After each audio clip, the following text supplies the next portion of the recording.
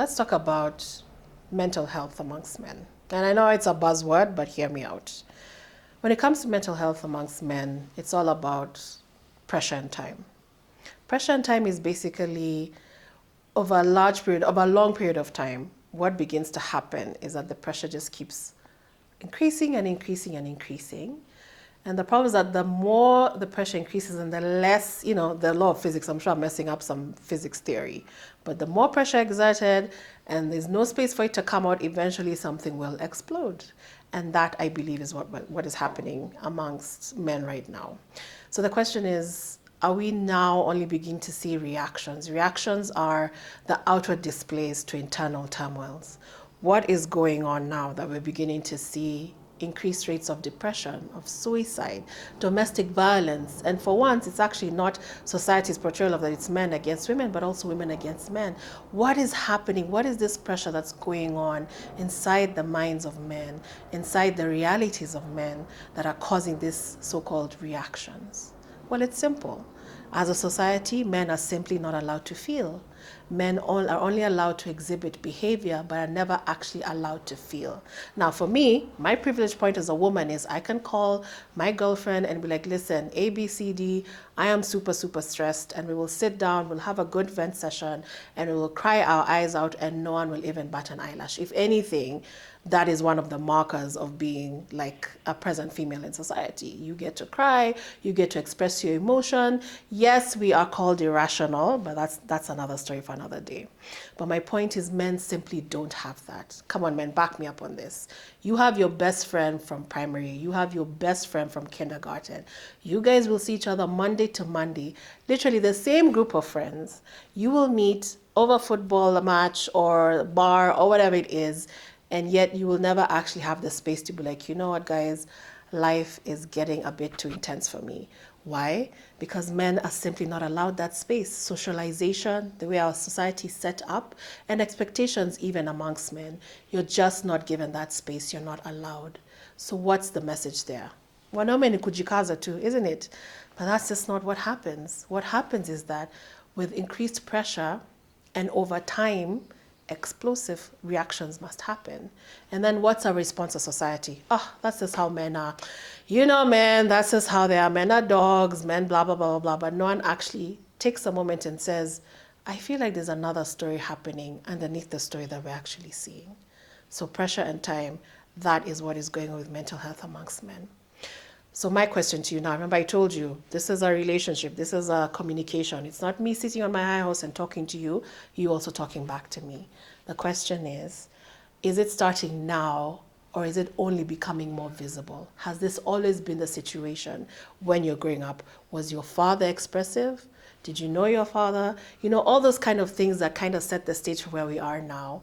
If we begin to trace it backwards, was your father like that? Was his father's father like that? Because society technically changes, but it stays the same at the same time. Socialization, which is actually the rules in society that keep us together, is a very real thing.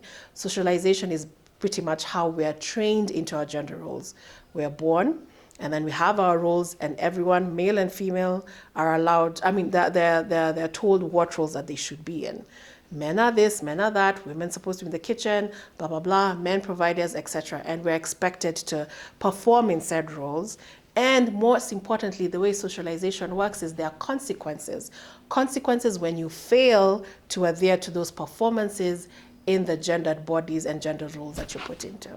So back to the original point. Was your father also socialized to show his emotions? Was his father's father? It traces back. That's what I'm saying. In this journey that we're going to trace it back to why things are the way that they are, if that makes any sense to you guys. So the question is, has it always been like this, or is it now becoming more visible? And why is it becoming more visible? Because it's becoming an increasingly matter of concern. It's becoming an increasingly point of concern and of contact, because we're trying to figure out something is definitely wrong. All up and through this society, this world, something is going wrong. So the question is, for you, my dear men, what are the coping mechanisms that you've had to use basically to deal? What are the coping mechanisms you've had? Alcohol, sex, travel, addictions, straight up just disconnecting from yourself, where you're kind of there, but not there. Physically, you're present, very much so, but there's no one home. Yes, you do all your roles. You get up, take care of your kids, go to work, make that money, or maybe try to make that money, come back, have dinner, talk to Mama Chocho, go to bed, wake up, rinse and repeat. Sunday, do this, do that. Like you literally, you have your life mapped out down to the very last second. But in between, there's a lot of turmoil, there's a lot of pain, there's a lot of confusion.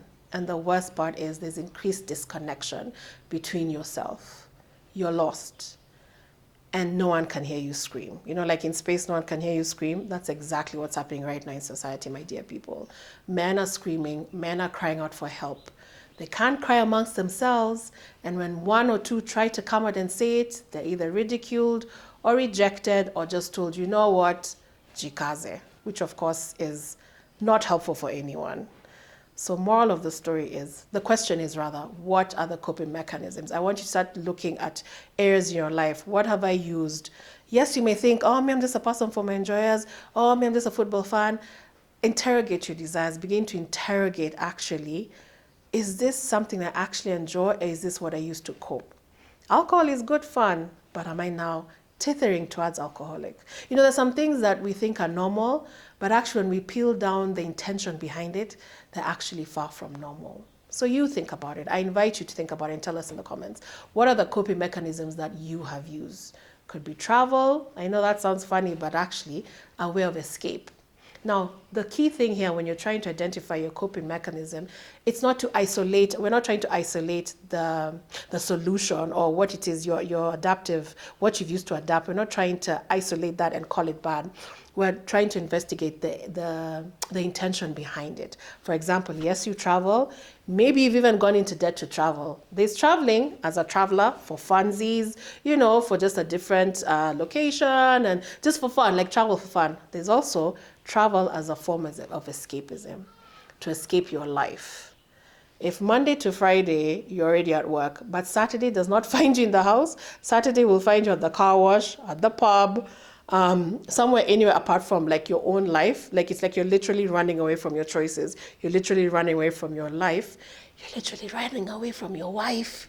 That's another problem. So that's what we're trying to understand when we use coping mechanisms. Is it sex? Yes, I know society's like, yeah, for men, just basically, just go around as much as you want. No problem. However, we're looking for the intention behind it. Where you socialize from a young age more often than not, that yes, the more, the merrier. The higher the body count, the more virile you are, the more of a man you are. But actually, we're trying to think about the intention behind it. Are you getting lost in the bodies of women? Are you trying to just on to the next one, on to the next one? Sex without intimacy, or even you don't even know what that is in the first place. Is sex a coping mechanism? Is it alcohol? Again, alcohol is good for fun times, but is it actually a way to mask your despair? Could be many other things, could be drugs. Now that's the one I feel is the one that's like, okay, this is a clear deviation, this is a clear problem, but you know what, this is really where I've reached. This is the end of my rope, drugs are where it's at. So it could also be drugs. It could be so many other things that society deems as acceptable. And there are other things that society is like, yeah, this is definitely a problem. But the moral of the story is whether you use acceptable, socially acceptable coping mechanisms, and if you use socially unacceptable coping mechanisms, the result is still the same. You are trying to run away from your life. What do you do about something like that? Yeah.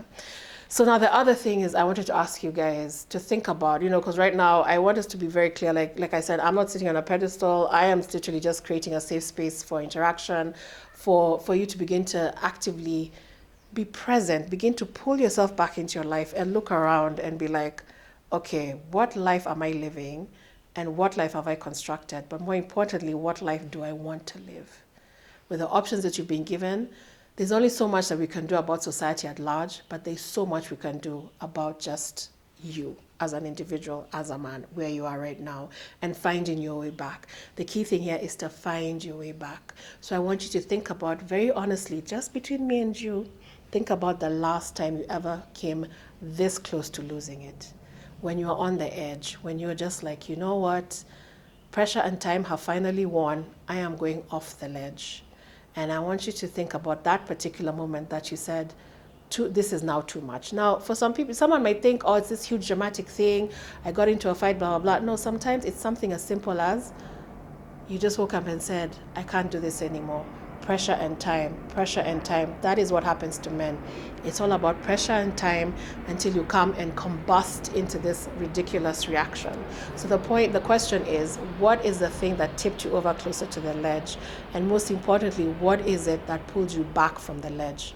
How do I know you're back from the ledge? I know you barely survived it. And even now, you're trying to think, girl, do you even understand how? I have no idea where I'm at. I have no idea what on earth I'm doing. But the question is, what pulls you back from that ledge? And if you think about it, that can be your anchor as we go deeper into the self-awareness that we're trying to create here with Adam's Rib. Deeper into that self-awareness to begin to understand what it is that is helpful to you and what is not helpful to you. What is helpful to you, to one man, is very different from what is helpful to another man. So the key thing here is to create that kind of space, the safe space that we are trying to provide here, to first identify those things that are unhelpful and begin to lead you back to the things that are helpful. Begin to heal holistically in the whole way by addressing the past traumas, the father wounds, socialization, the roles. Are you even living a life of your choosing, or are you living a life by a checklist? And then we take it from there and find our way back, because you are worth every single step that this will take. So be encouraged. Many others have done it before you, and you're going to do it too. Trust and believe.